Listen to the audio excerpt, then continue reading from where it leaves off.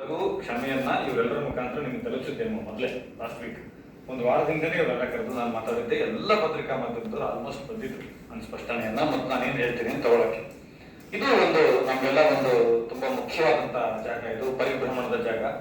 ಕರ್ನಾಟಕ ಚಲನಚಿತ್ರ ವಾಣಿಜ್ಯ ಮಂಡಳಿ ಅಂದ್ರೆ ಇಲ್ಲಿ ಯಾವುದೇ ದುಃಖ ಇದ್ರು ನೋವಿದ್ರು ಅದನ್ನ ಸರಿ ಮಾಡಿಸಿ ಸಂತೈಸಿ ಬುದ್ಧಿವಾದ ಹೇಳಿ ಕಿಲಿ ಹೇಳಿ ಸಂಭ್ರಮಿಸಿ ಎಲ್ಲದನ್ನು ಸರಿ ಮಾಡುವಂತ ಒಂದು ತುಂಬಾ ಉತ್ಕೃಷ್ಟವಾದಂತ ಜಾಗ. ಆ ಜಾಗದಲ್ಲಿ ಕುತ್ಕೊಂಡು ಮತ್ತೊಮ್ಮೆ ಹೇಳ್ತಾ ಇದ್ದೀನಿ, ಆ ಅಖಾಡ ಪಾಡ್ಕಾಸ್ಟ್ ಅಲ್ಲಿ ನಾನು ಏನು ಮಾತನಾಡಿದ್ದೆ ಅದು ಒಂದು ವ್ಯಕ್ತಿ ಕೇಂದ್ರಿತ ಸಿನಿಮಾ ಆಧಾರ ಆದಾಗ, ಕಂಟೆಂಟ್ ಕೇಂದ್ರಿತ ಆಗದೆ ಹೋದಾಗ ಏನೆಲ್ಲ ಅನಾಹುತಗಳಾಗುತ್ತೆ ಅನ್ನೋದನ್ನ ಒಂದು ಮೆಟಫರಿಕಲ್ಲಿ ಹೇಳುವಾಗ ಅದನ್ನ ಸಪರೇಟ್ ಆಗಿ ನೋಡಿದಾಗ ನನಗೆ ಅನಿಸ್ತು, ಸ್ನೇಹಿತರೆಲ್ಲ ಹೇಳಿದಾಗ, ಯಾಕಂದ್ರೆ ಇಲ್ಲಿ ರಮೇಶ್ ಯಾದವ್ ಇರ್ಬೋದು, ಗಣೇಶ್ ಇರ್ಬೋದು, ಮೇಡಮ್ ಇರ್ಬೋದು, ಬೇರೆ ಬೇರೆ ಎಲ್ಲರೂ ಕೂಡ ನನ್ನ ಹಿತೈಷಿಗಳು ಸ್ನೇಹಿತರು. ಮತ್ತೆ ನಾನು ಅವರಲ್ಲಿ ಕೆಲಸ ಮಾಡಿದ್ದೀನಿ ಸಿನಿಮಾದಲ್ಲಿ 13 ವರ್ಷ ಆಯ್ತು ಇಂಡಸ್ಟ್ರಿಗೆ ಬಂದು ಜರ್ನಲಿಸಂ ಬಿಟ್ಟು.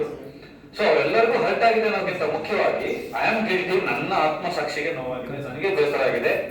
ನಾನು ಇಷ್ಟು ವರ್ಷಗಳ ಕಾಲ ಒಂದು ಪಬ್ಲಿಕ್ ಸರ್ವಿಸ್ ಅಲ್ಲಿ ಇದ್ದವನು, ಸಿನಿಮಾದಲ್ಲಿ ಇದ್ದವನು, ಜರ್ನಲಿಸಂ ಅಲ್ಲಿ ಇದ್ದವನು, ನನ್ನಂಥವ್ರ ಬಾಯಲ್ಲಿ ಯಾರನ್ನ ನೋಯಿಸುವಂತ ಪದವಾಗ್ಲಿ, ಯಾರನ್ನ ಅವಹೇಳನ ಮಾಡುವಂತ ಪದವಾಗ್ಲಿ, ಈ ತರದೊಂದು ಪದ, ಈ ತರದೊಂದು ವಾಕ್ಯಗಳ ರಚನೆ ಆಗಬಾರ್ದಾಗಿತ್ತು. ಅದಕ್ಕೆ ನಾನು ತಾಯಿ ಸ್ಥಾನದಲ್ಲಿ ಕೂತಿರುವ ಜಯಮಾಲಾ ಮೇಡಮ್ ಅವರಿಗೆ ನಾನು ಎಲ್ಲರ ಸಮಕ್ಷಮದಲ್ಲಿ, ನನ್ನ ಎಲ್ಲ ನಿರ್ಮಾಪಕರು ನಮ್ಮ ಸ್ನೇಹಿತರೆ, ನನಗೆ ಗದರುವಷ್ಟು ತಿಳಿ ಹೇಳುವಷ್ಟು ನೀವು ನಾನು ಒಳ್ಳೆ ಕೆಲಸ ಮಾಡಿದಾಗ ತುಂಬಾ ಹೊಗಳಿರುವ ಮೆಚ್ಚಿರುವ, ನನ್ನನ್ನು ಮುಂದೆ ತಗೊಂಡು ಹೋಗಿರೋರು, ನಾನು ಒಂದು ತಪ್ಪು ಮಾಡಿದಾಗ ತಪ್ಪು ಅಂತ ಹೇಳಕ್ಕೆ ಅವ್ರಿಗೆಲ್ಲರಿಗೂ ಅಧಿಕಾರ ಇರುತ್ತೆ, ನನಗೆ ಅಂತಲ್ಲ.